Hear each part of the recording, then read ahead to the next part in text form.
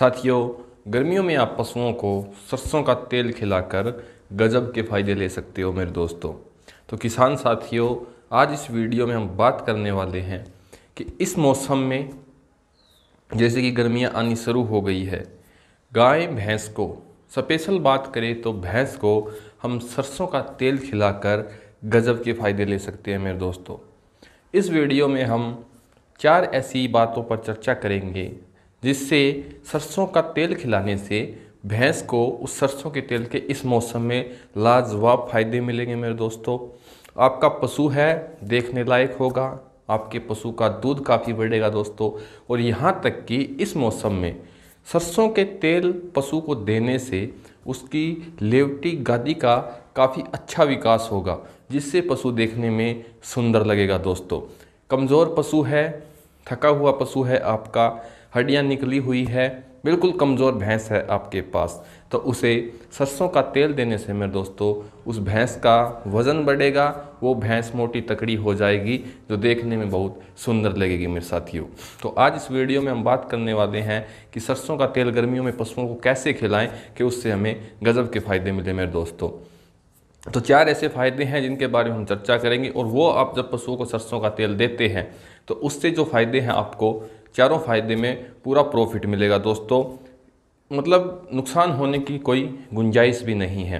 तो सबसे पहले जो फ़ायदा है दोस्तों पशुओं को सरसों का तेल देने का, तो जैसे कि आप सब किसान साथियों को पता है कि अब गेहूं की कटाई हुई है दोस्तों।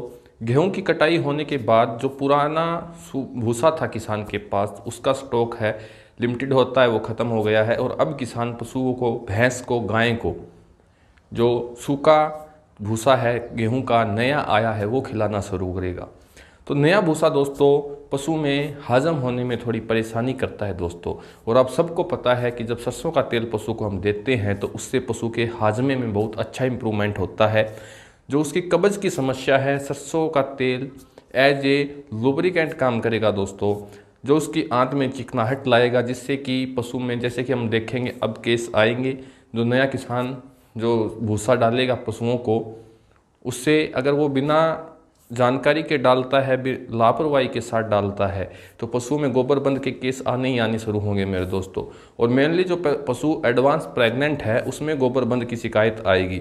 तो आप अगर सरसों का तेल पशु को दे रहे हो, जिस भैंस को आप सरसों का तेल दोगे, तो आप जो नया भूसा गेहूं का पशु को डालोगे तो उसमें पशु को कोई समस्या नहीं आएगी, पशु के हाजमे में इम्प्रूवमेंट होगा, जिससे जो नया भूसा हम डाल रहे हैं उसे हजम करने में पशु में परेशानी नहीं होगी। तो गोबरबंद जैसी समस्या हमें पशु में नहीं देखने को मिलेगी।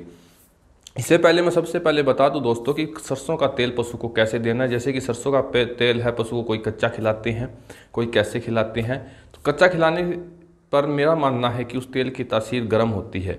आपको उस तेल को पहले अच्छा गर्म करना है दोस्तों, जितना आपको देना है उस हिसाब से उस तेल को गर्म कर लेना है। और जब वो ठंडा हो जाए उसके बाद वो पशु को आपको डेली रूटीन में शुरू करना है।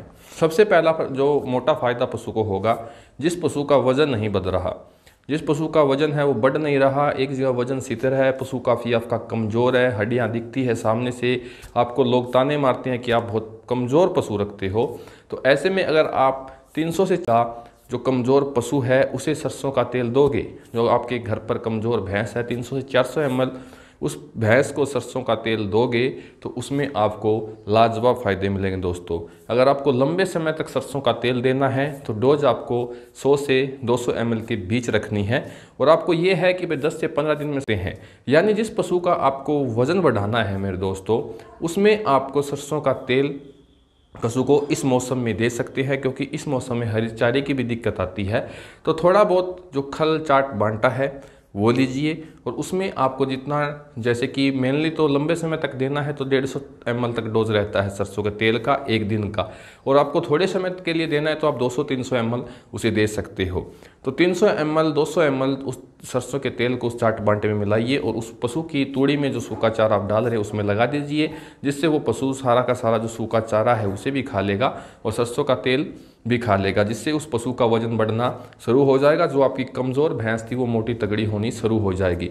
सरसों का तेल देने से पहले दोस्तों एक बात का ध्यान जरूर कीजिएगा कि उस पशु की आप डिवर्मिंग, पेट के कीड़े मारने की दवा जरूर दे दें। दूसरा फ़ायदा आता है, तीसरा फ़ायदा निकल के जो आता है दोस्तों, जब गर्मियों का मौसम आता है तो उस पशु का, जो आपके घर पर दुधारू पशु है, वो बिल्कुल दूध सुखा देता है दोस्तों।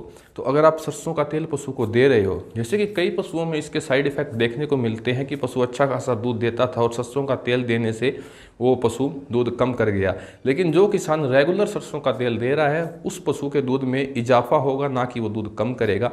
तो सरसों का तेल आप इस मौसम में खिलाकर पशु का दूध भी बढ़ा सकते हैं मेरे दोस्तों।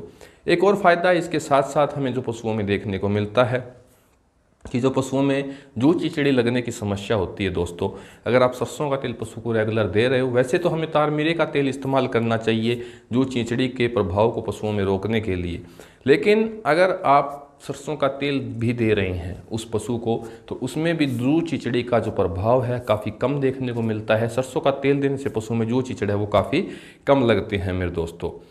सब एक बात आती है हाजमे की, जो हमने आपके साथ शेयर कर दी।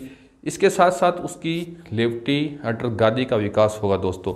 अगर आप सरसों का तेल रेगुलर दे रहे हैं, जो पशु आपके घर पर बच्चा देने वाला है, जो पशु ब्याने वाला है, तो उसमें आप सरसों का तेल के साथ 50 का जो सप्लीमेंट मार्केट में हमें मिलता है वो दे सकते हैं दोस्तों, या फिर आप 20 ml पर डे का जो विटामिन एच है उस पशु की डाइट में ऐड कर सकते हो, जिससे जो पशु की लेवटी गादी है सरसों के तेल के साथ विटामिन एच देने से काफ़ी ज़्यादा विकसित होगी। आपको कोई और चीज़ साथ में पशु को नहीं देनी पड़ेगी। तो कई प्रकार के गजब के फ़ायदे हैं। अगर आपके घर पर भैंस के छोटे कटड़ी कटड़ी हैं, उन्हें भी आप सरसों का तेल देकर अच्छी तरह तैयार कर सकते हैं। तो सरसों का तेल इस मौसम में देने से पशुओं में लाजवाब फ़ायदे होते हैं, बहुत फ़ायदे मिलते हैं मेरे दोस्तों। आप पशुओं को दीजिएगा, फिर हमारे साथ फीडबैक में ज़रूर शेयर कीजिएगा कि आपको सरसों का तेल देने से पशु में कितना फ़ायदा मिला है मेरे दोस्तों। आज की इस वीडियो में कुछ छोटी जानकारी थी, मिलते हैं अगली वीडियो में नई जानकारी के साथ। नमस्कार, धन्यवाद।